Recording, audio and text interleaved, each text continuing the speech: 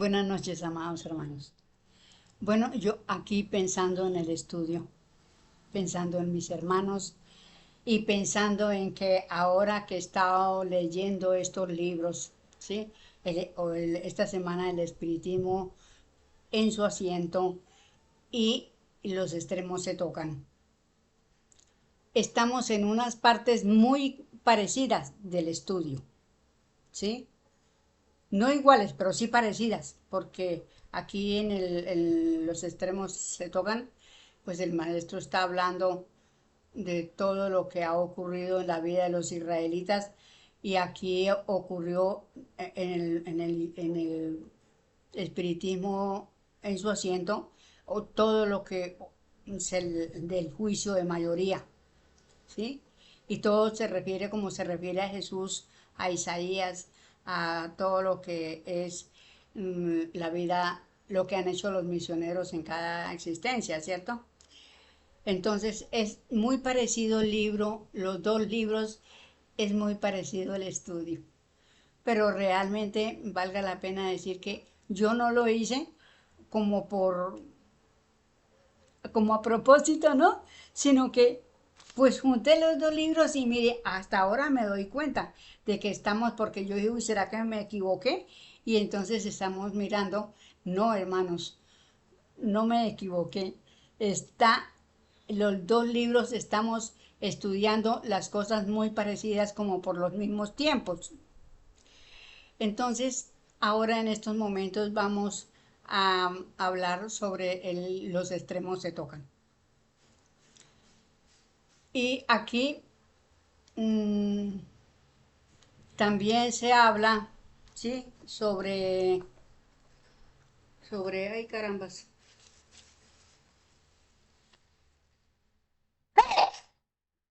ay perdón. Aquí estamos estudiando en los extremos se tocan la vida de los israelitas, todo lo que sucedió. Ya vamos aquí con el estudio bueno, vamos a leer para enterarnos y darnos cuenta voy a leer las últimas líneas del video pasado para... Y como tenían que venir a la tierra espíritus de libertad y sabiduría, era necesario juntarlos en el primer momento y unidos serían fuertes en el derecho de hombres, el derecho de igualdad por el que los progresos de las ciencias se hicieran ley y ley de libertad, y esta iba a ser Roma. Bueno, entonces vamos en la página 104 de los extremos de tocan y estamos analizando.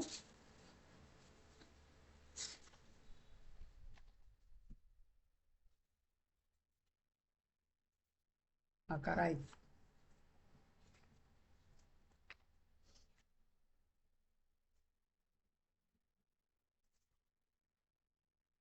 Desde Moisés hasta Jesús. Aquí ya, bueno, entonces vamos a seguir leyendo. Por entonces se despertaba el deseo de saber en los hombres. En la India y la China reinaba la beatitud por el sánscrito y el Confucio, y progresaban maravillosamente. Y era porque encarnaban allí los terriblemente castigados por la supremacía del mundo todo. Entre los que encarnaban los que necesitaban un momento de descanso y de reflexión y examen en su archivo. Allí no había que temer nada. La ley era cumplida y se adelantaba haciendo grandes lumbreras que llevaban su fulgor a los centros de Egipto y Grecia que bajo diferentes ídolos navegaban por el mismo derrotero dogmático y supremático, aunque tuvieran las más grandes escuelas que se debatían y combatían, pero en los dos centros se perseguía a todo el que no acataba la arbitrariedad de sus pontífices. Los que, sin embargo, recelosos uno del otro, sostenían las grandes guerras como las médicas y otras que sí grandes eran, sombra de las que llevaría la aún no existente Roma, si no respondían a la última prueba que se les iba a someter. Bueno, la ley va estudiando y van haciendo y van haciendo los programas para las humanidades y bueno, para esta prueba aparece en Grecia un hombre humilde y austero que asombraba al Areópago mucho más que Antulio, tomando por baluarte un principio fundamental del sánscrito: conócete a ti mismo. Bueno, aquí ya tenemos que ese mandato de conócete a ti mismo lo escribió Sed en el sánscrito o en las leyes de Manú, según entiendo lo que dice aquí. Y Sócrates abrumaba con su método de predicación por preguntas llevadas al terreno de que, si habían de ser contestadas, tendrían que confesar su ignorancia los llamados sabios, o bien declararse culpables de los males de la humanidad. Bueno, tan justo sería Sócrates.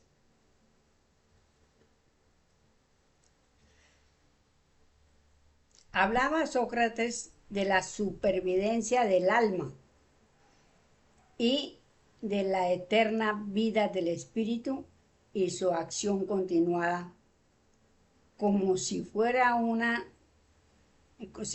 cosa sabida por los demás. Y hacía alarde de los consejos que recibía, y aún le dijo a Alcibiades: la ventaja que tengo sobre ti es que mi tutelar es más poderoso que el tuyo, y cuando quiero hacer una cosa que no debo hacer, oigo su voz y me obtengo y siempre salgo bien. O sea, él tenía con su guía o protector, ¿sí?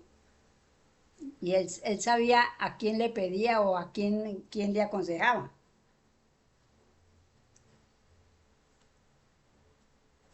A sus discípulos y a las masas predicaba la libertad de pensamiento.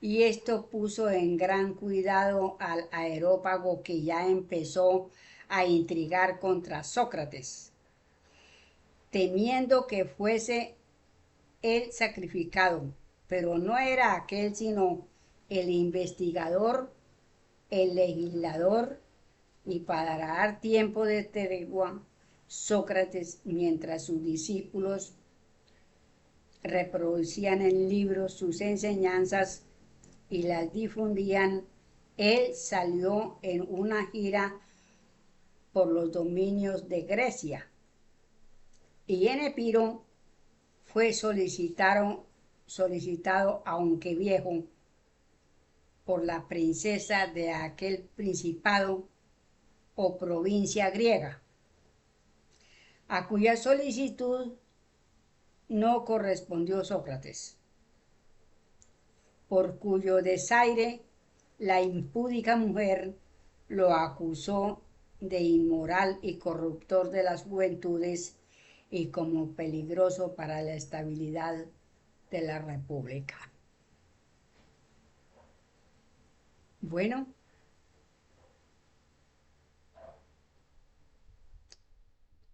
qué error de aquella mujer. No sabía en su espíritu nada con respecto a la vida espiritual y menos saber que el hombre a quien ella llamaba era el juez y legislador de este plano tierra. Ni sabía, no tenía ni media idea.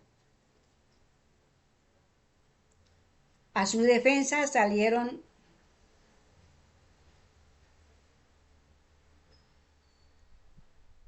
valiente lo mejor de los discípulos y uno de ellos fue sentenciado a beber la cicuta y Sócrates le dio un limón para que lo comiera antes de beber la cicuta, encargándole el secreto y así lo hizo y la cicuta no hizo efecto. Esto exasperó ya al Areópago, que comprendió que Sócrates lo había preparado y entonces tomaron en cuenta la falsa acusación de la princesa de Epiro. Pero, ¿quién de los jueces podría o se atrevería a afrontar y reducir al silencio al terrible sabio?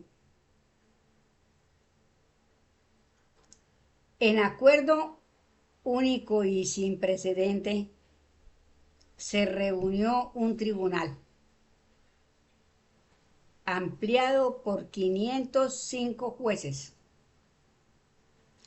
a todos los cuales venció en las contestaciones y todos quedaron corridos, sin poder contestar las preguntas que el reo dirigía. Pero el tribunal no dijo más que para la salud de la república es necesario que muera el conspirador y corruptor. Y pidió votación al Areópago, y solo triunfó este por 5 votos, que no podía ser admitido como fallo inapelable. Pero a Sócrates se le dio a beber la cicuta. Entonces ya aquí atrás habíamos visto, ¿sí?, que la ley estaba, digamos que tanteando, ¿no?, qué iba a pasar con esta humanidad. Y ya iban a mandar a Sócrates a que se presentara en el Areópago, es decir, que viniera y abriera cátedra. Pero lo asesinaron, igual que Antulio, le dieron la cicuta. Y fijémonos bien que Sócrates podía haberse, haberse salvado, digamos así, librado de ese problema, porque él sabía el contra de la cicuta, que era el limón. Pero como él era el juez y legislador de este plano, y como son espíritus que ya saben que abandonan un cuerpo y luego toman otro para seguir su trabajo, ¿sí?, porque son espíritus maestros de la creación. Entonces, pues a él no le interesó salvarse porque de una o de otra forma seguro lo hubieran matado. Si no era con la cicuta, era con algo. Porque así nació los areópagos, el areópago estaba conformado, era por sacerdotes, ¿sí?, por jueces y sacerdotes. Creo yo que era eso. Entonces, caía el investigador del padre por el odio sacerdotal Grecia confesaba ser incorregible y había que oponerle un dominador. Y por sus hechos, Grecia se condenaba a sí misma en ley divina y humana a ser esclava porque no supo ser señora. Esa fue la caída de Grecia. Grecia tiene ya en sus archivos y recogido en Judea el testamento de Isaías y colige que de Israel viene su mal y comprende y emprende campañas inhumanas contra él, como antes lo habían hecho, hasta que David hizo fuertes y homogéneas las fuerzas de sus ejércitos, logrando rescatar el arca de la alianza, que asentó en Cariantarín por 7 años, y luego de la alianza,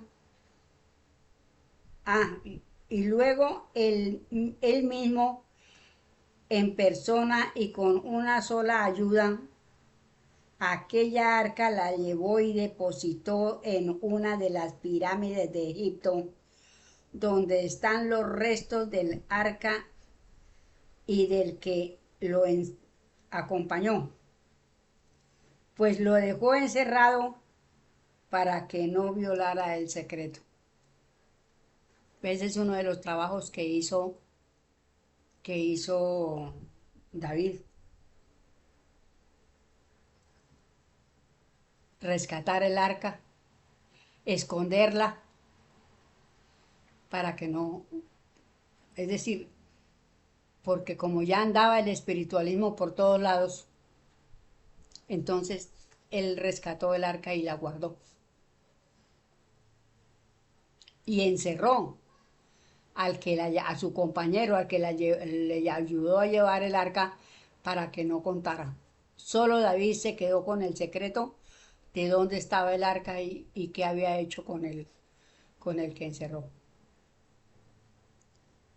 Esos, esos son unos de las misiones duras, ¿sí? De los misioneros. Porque yo creo que a David le dio duro haber dejado a ese hermano encerrado. Yo me pongo a pensar en todo eso, porque no era porque era un hombre desalmado, no, era por una misión que él tenía. Y yo pienso que a David le tuvo que haber dolido mucho ese acto. David sustituyó aquella arca por otra similar, estando él solo en el secreto, pues podía porque era rey y sumo sacerdote, pero lo hizo por temor al asalto de los griegos que habían invadido la provincia de Caria y destruido la ciudad de Cariandá, cuyas mujeres cariandanas son legendarias e inmortalizadas por sus mismos enemigos en el arte simbólico de las cariátides. Es este un hecho que merece la más preeminente página, por la que aquí está la raíz de la palabra caritas de Cicerón, palabra importante que, siendo un himno de guerra contra la Grecia, por la nueva y fuerte Roma gentil, muchos siglos más tarde, el falso Cristo y sus representantes se la darían a su ídolo impersonal como bandera, por lo que llega hoy a ser la caridad el baldón de los hombres que sirven al Cristo peligro. Son muchas las cosas, muchos los hechos. Y esta es la historia de nosotros, de la humanidad, de todo lo que ha ocurrido aquí en nuestro plan.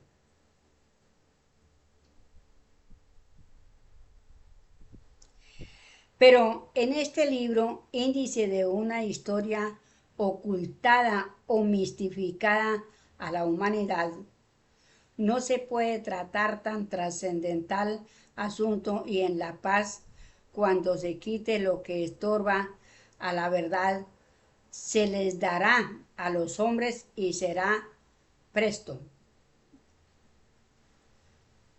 Pues sabéis que estas conflagraciones no pueden ser seculares, ni durar lustros, pero no acabará hasta que se quite todo lo que estorbe a la ley de amor. Aquí hay un llamado, dice, 1. Ya se trató tremendamente ese hecho en la filosofía austera racional y otros libros. O sea, de lo que habla el maestro sobre David y la pirámide, eso está en la filosofía. Toca después. La filosofía es un libro grandísimo, pero toca darle también lectura.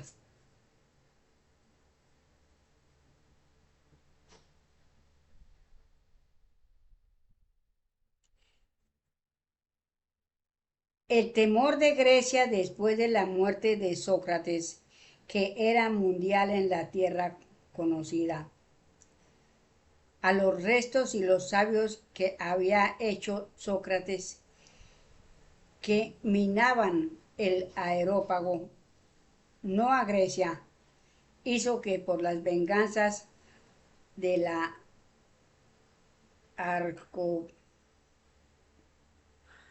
del aerópago tomaba,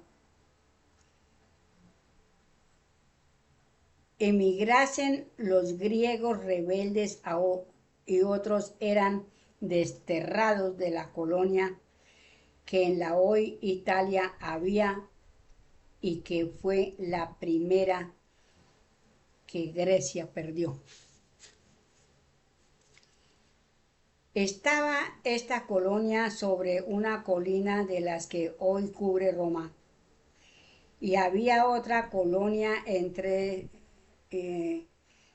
otra colina que era dominio de los vascos, y otra de ítalos, formando un triángulo, pero todas tres eran de hombres rebeldes y expatriados de todas partes, y allí estaban los elementos preparados por el investigador para cumplir lo dicho en Isaías, de que los gentiles someterían a los judíos y a los enemigos de Jehová y a los que cortan un árbol en el bosque y con la mitad se calientan y con la otra mitad hacen un dios ante quien se arrodillan.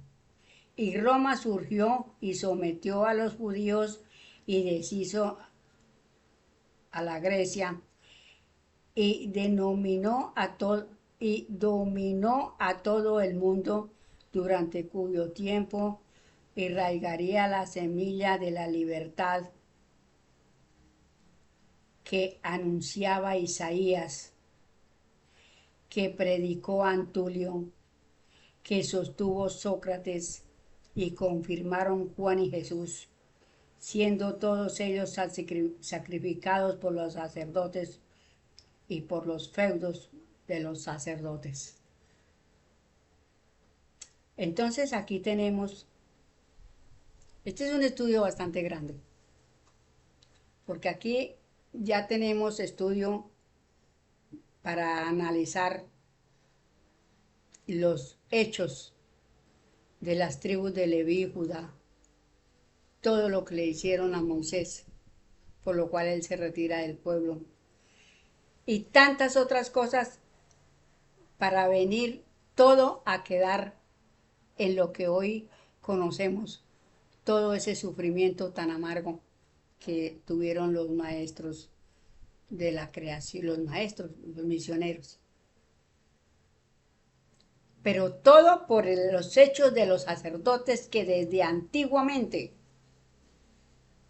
tenían malas costumbres y estaban aberrados al asesinato porque mataban a las mujeres más bellas, los curas las mataban, las violaban primero, las mataban y luego se bebían la sangre. Y fue ese lastre tan terrible, tan fuerte, que muchos no lo han podido dominar. Entonces, eso es algo tremendo. Por eso es que a los sacerdotes en el testamento de Abraham el maestro lo deja anotado, ¿sí? Los sacerdotes son los negros de hollín, pero eso está en el testamento de Abraham.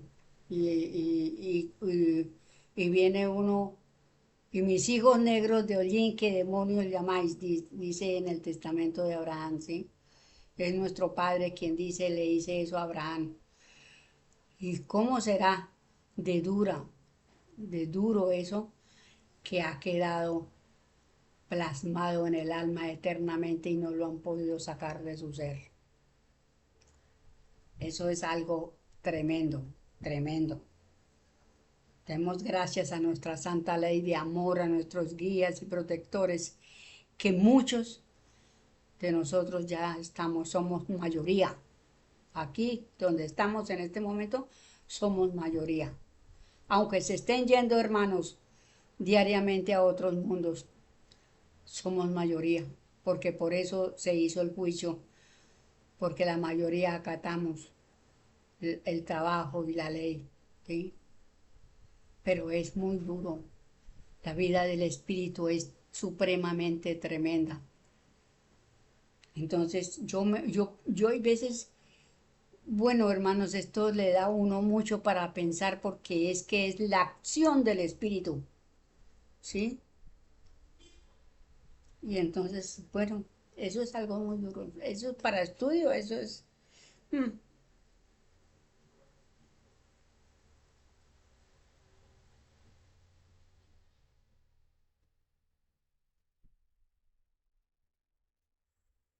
sa-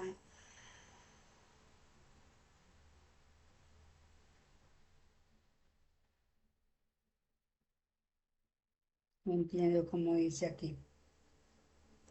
Un capitán de la colonia griega con la hija del jefe de la colonia vasca. Ah, casó un capitán de la colonia griega con una hija del jefe de la colonia vasca. Y esta unión hizo comprender a la itálica que no le sería posible sostener y pidió de voluntad la alianza.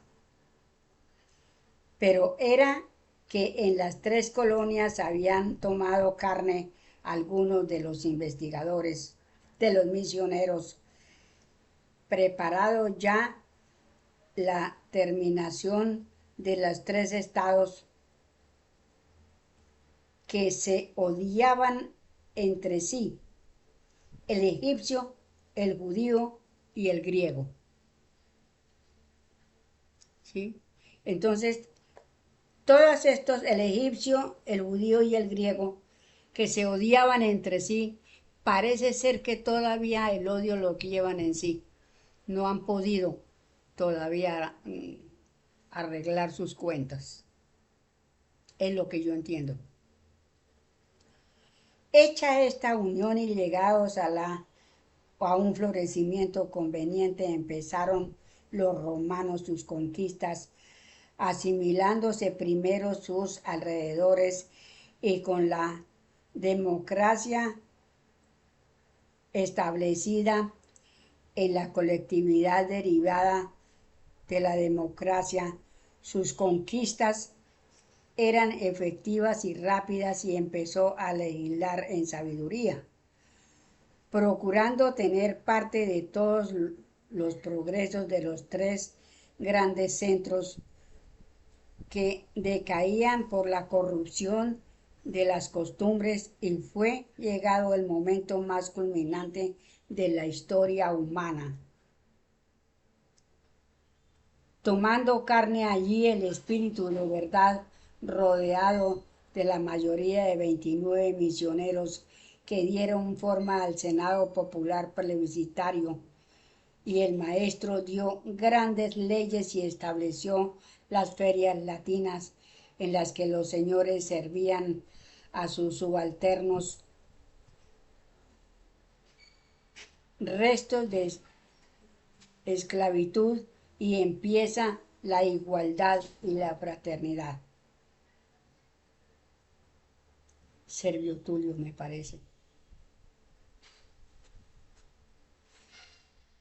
Me parece que en la existencia del maestro Javier en esa existencia fue Servio Tulio, si no me equivoco, porque él fue el que estableció las ferias latinas.